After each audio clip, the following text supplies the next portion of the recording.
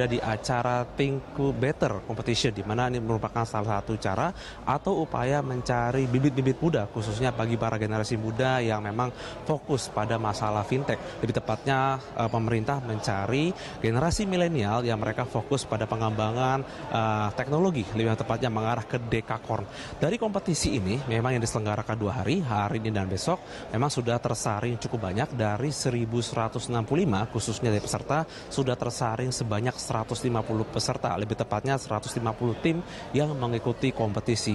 Dari 150 tersebut, memang setengahnya atau 75 itu berasal dari luar Jabodetabek. Jadi bisa dikatakan ini merata, tidak hanya yang berdasarkan dari Jakarta saja, tapi juga berasal dari luar daerah. Mereka sendiri berasal dari anak-anak muda yang mungkin ada yang sendirian, ada juga yang mungkin dalam satu tim, yang mereka sendiri fokus pada beberapa startup, katakanlah seperti startup jasa atau mungkin startup bidang maritim, dan beberapa startup yang memang fokus pada beberapa hal yang cukup global yang memang terjadi di Indonesia ini. Dari kompetisi ini, dari yang terseleksi 150, nanti akan muncul besok ada final, di mana nanti akan ada fokus 6 finalis yang akan diumumkan besok, lebih tepatnya besok malam. Nanti ketika muncul ada 6 finalis, maka akan disediakan hadiah berupa pendanaan sebesar 3 miliar rupiah, dan mereka mendapatkan kesempatan yaitu akses ke Microsoft Azure.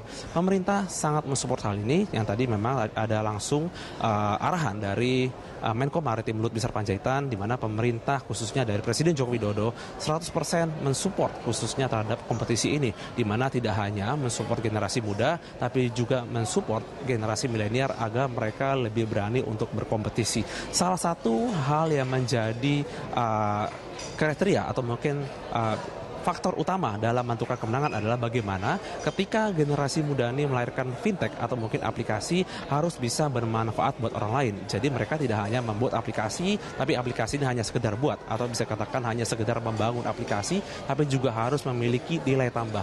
Dan ini merupakan salah satu faktor utama yang menjadi kemenangan dalam kontes itu. Oleh sebabnya, dalam kompetisi yang memang bergelar selama 2 hari ini akan ada 6 juri, salah satunya dari Tokopedia, akan menilai apakah aplikasi-aplikasi tersebut menjadi sebuah aplikasi yang menguntungkan bagi orang banyak. Jadi jangan hanya mereka membangun aplikasi, hanya membangun sekedar interface atau mungkin user face yang mungkin hanya terlihat menarik, tapi juga harus membangun sebuah aplikasi yang terlihat menarik.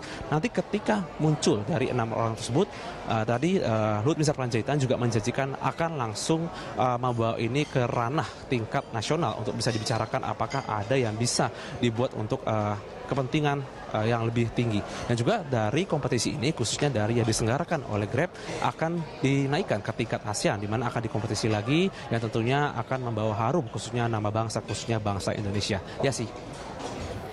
Ya, Jona, bagaimana antusiasme dari anak-anak muda yang mengikuti kompetisi ini?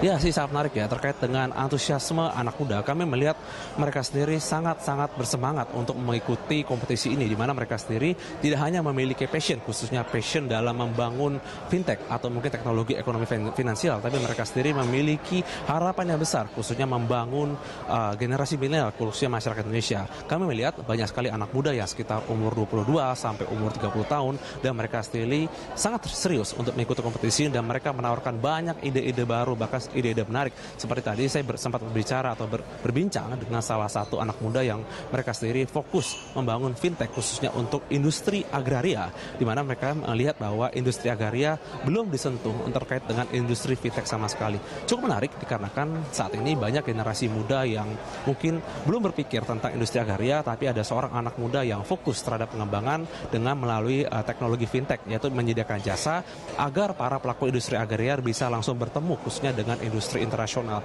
Ini merupakan salah satu tahapan baru dan bisa membawa khususnya kaum atau mungkin masyarakat sebagai pekerja di tingkat agraria mungkin di level bawah bisa langsung bersentuhan dengan level atas, dan mereka langsung bisa mungkin melaksanakan interaksi jual beli agar terjadi kesepakatan jual beli yang baik.